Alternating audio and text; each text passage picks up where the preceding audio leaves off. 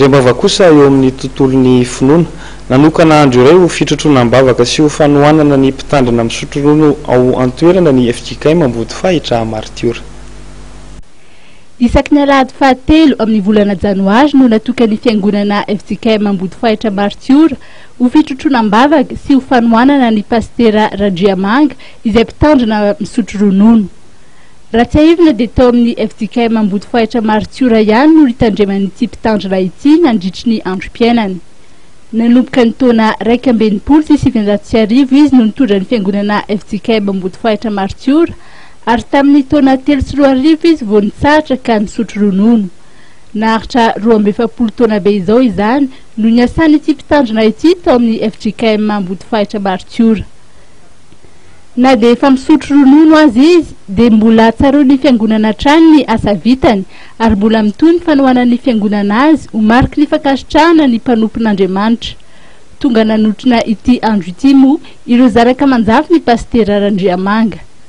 Samy nanao fankasitrahana azy ny kristiana tao Ambody Fahitra sy ny sampana rehetra ary ny fiangonana reniny izay notarihan'ny mpitandrina Pernaza dia pastera Lazasoa.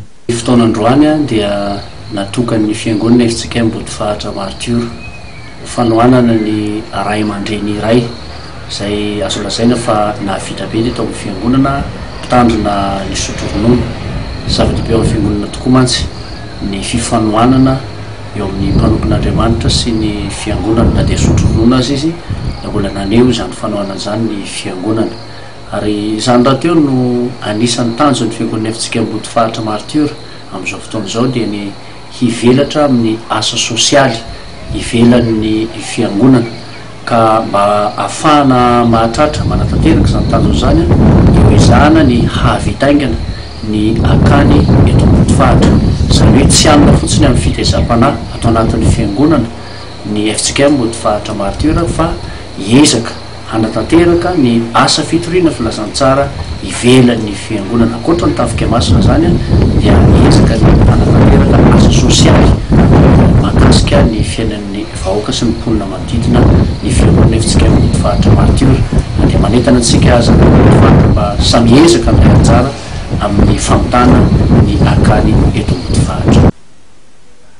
Asa goavana nokasan'ny fiangonana FJK Mambody Fahitra Martiora Ovitaina amin'ity taona ity dia ilay akany lehibe ao an-tanàna satria ankalazaina fa 520 taona niorenan'ny fiangonana amin'ny taona 1912 ka ny akany no napetraka ho tsangabato fahatsiarovana izany fankalazana izany ka amin'ny taona 1913 io no fikasan'izy ireo hitokana ny akady sady trano vatom-piangonana raha tao.